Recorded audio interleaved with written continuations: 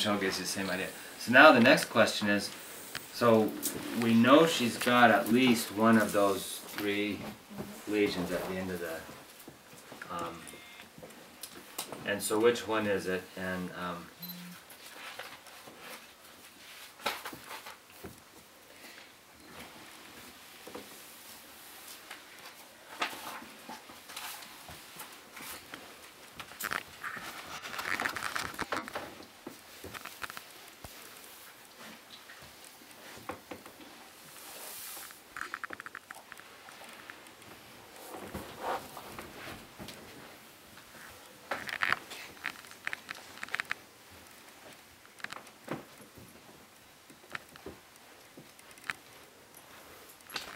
so if you want to check for the vertical strain patterns,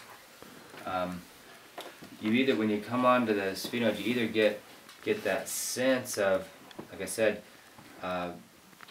diving forward like that, and that would be a vertical strain, or you get a sense of it being tucked under. And you can actually put in the test motions for that. So the test motion for a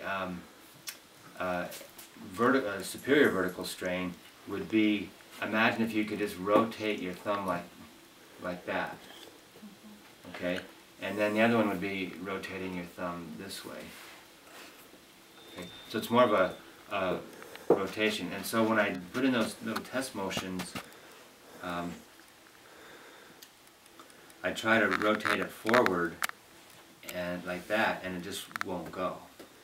I rotate it in like that, and it just goes and goes and goes. Can you feel that difference, Linda? Like if I do that, as opposed to doing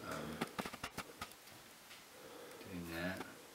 See how it just hits that and won't go? I can force it, but I don't want to force it. I just want to, I'm just testing. So it goes into extension more? Yeah. So what would that be for her?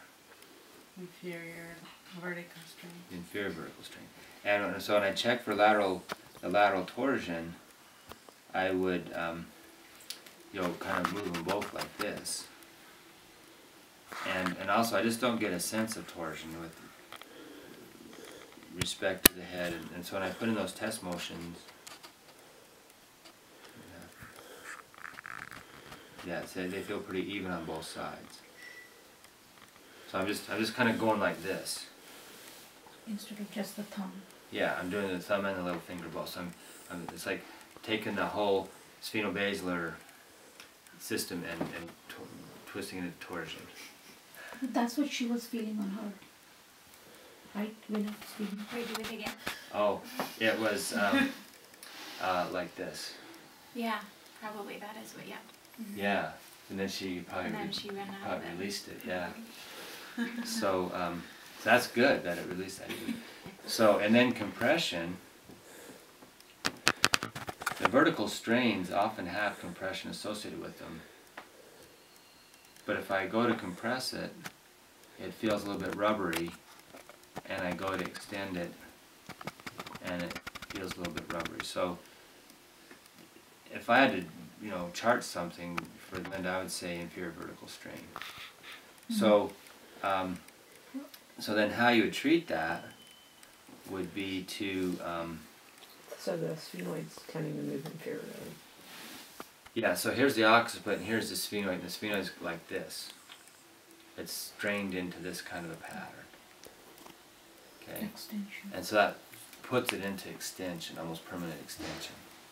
Although it's still moving, but when it's a closed clamshell, you can't really call it real flexion extension because it's probably not flexing and extending here. It's just going like this, right? Because it's stuck.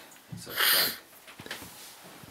So the closed clamshell lesion is just an indication of how stuck the sphenobasilar joint is, and these 3 lesions get it really stuck.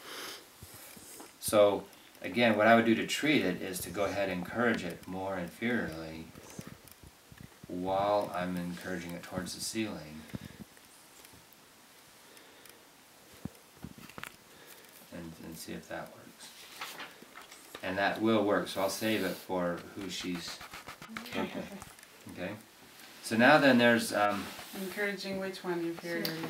Encouraging the sphenoid more So in the into extension. direction of So ease. more flexion, you want More extension. More extension? To release, yeah, so I'm moving in the direction of ease, which is to move it into more extension, Okay. or more inferior Oh, shearing. okay, that's right, extension, okay. Yeah, more inferior shearing.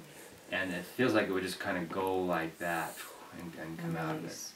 So we'll save that for the works on you. Are you holding the occiput in place? Yeah, Okay. yeah, with my little fingers. So I'm trying to hold my little finger still and doing that with just my thumbs. So how is the vertical strain test motion different from flexion and extension test motion? So flexion extension, I would be moving my thumbs this way and that way. Just And the vertical strain, I'm just rotating my thumbs where they are. okay, rotation instead. Yeah, and it's kind of tricky to leave your little fingers there and then rotate your thumbs. But again, you don't have to move it very much. It's mostly intention, right? So I just go about, I don't know if you can see my thumbs moving, but that's an exaggeration of what I'm doing. And then to test the flexion, I can go like that. Okay. And not a lot of pressure. No, how hard was I pushing? Could you feel the test motions? A little bit, yes. Yeah. So that's about the right levels. You know, if you can perceive it with your own fingers, that's about the right amount of force to use on a test motion. And so if it's stuck and doesn't go up to the ceiling, what do you do? Like how long do you keep on trying, or do you just kind of put it back in place and do some other work and come back, or what is the algorithm there? Okay, that's a good question, because sometimes you can be here for a while with these lesions and feel like you're just beating your head against a wall, right? So what I would do with her, for example, is I would try putting it into more inferior strain, invite it towards the ceiling, and if that didn't work, then what I would do is ask, okay, where's the primary lesion? So that'd be, asking in my head, and I'd tune in and listen to the body and say, okay, body, we've got this thing here we want to work on. Where's the primary lesion? And when I do that with Linda, again, I'm called into the upper third of the thoracic spine. So again, in the office, I would go work the whole dural tube and free that whole thing up before I came and worked up here. So you leave it in that strain position, or do you kind of put it back and then go? Well, yeah, if you released your attempts at treatment, it'll just go back where it was. Oh, okay, so you don't have to make a special effort to kind of fix it in there. Okay. No, I mean, because you'll come back to it once you go here. If you're in the office, you'd go here and then come back. You would like to have them walk out the door released if possible. Right. And then you're asking, okay, where's the primary lesion? You're tuning into the body, tuning into your own body, and you're kind of feeling your own body there? Tuning into her body. Oh, okay. Yeah. And feeling, okay, but I think this might go, but this afternoon we'll, hopefully we'll get all this worked out. And same with that. So we have to figure out what kind of lesion the other Linda has. No. But how about we? Linda Y. Yeah. So there's two more holds that can be very helpful if you have a stuck or difficult lesion here that you can't get just with the first vault hold.